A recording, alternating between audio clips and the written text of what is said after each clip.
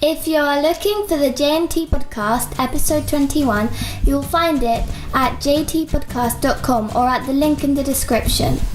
In episode 21, Jake and Tom go into their parenting philosophy. If you're a fan of the podcast and would like to know more about the creators or just want to support the podcast, this is a way to do it. The episode is 3 hours long and can be downloaded instantly. Download today. In order to drive a car, you need to pass a driving test, and if you wanted to become a doctor, you'd need to go to medical school, and if you wanted to be a lawyer, you'd need to go to bar or whatever. So, you need to be qualified, and there are no qualifications for children for becoming a parent. It's just, other than I suppose that as a race we have a very, very long experience, and our parents and our parents' parents and our parents' parents all did it. So I suppose you could say that there's a sort of genetic learning we've improved by the very fact that we're all alive. Signifies that our parents weren't horrifically bad at being a parent, but at the same time there must be a way of improving and taking combined knowledge of mankind, of humanity, distilling it into books like this. And using it as a platform and then improving upon it again and again and again, and that's the best way to approach parenting and anything else, I suppose. But what other gems are there? You must have some things that you really want to impart, things the most the most vital part of it, perhaps, for you. There are a couple more. One of which is. It comes back to the voluntary versus the involuntary relationships. So an example of a voluntary relationship that you might have with a business or something. Mm-hmm. I don't know if you've had this, but I certainly have.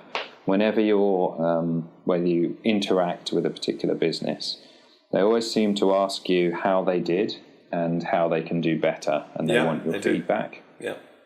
So they say, what do you want me to do more of? What do you want me to do less of? How can I be better? And, explain why, if you need to do something that, that she otherwise wouldn't want to do. But basically what I'm referring to is surveys. And you can have this very surface level relationship with a business, and they're asking you how they can be better at their job.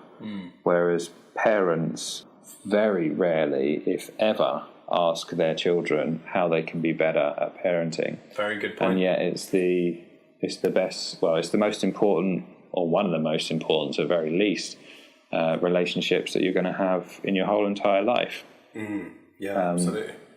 We had that dispute today. How do you think I handled it? How do you think I can handle it better? And I know again, it has to be a win-win. So it's not, you don't want to sort of be at their whim the whole time.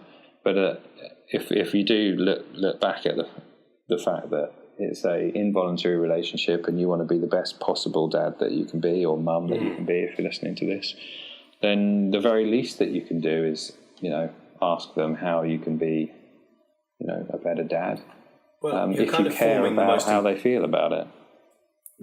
Sorry, I was just going to say, you're kind of helping to form the most important people in your life, in your world, and so it must be the most important job, just by that definition alone. So I think that's a really, really good one, though.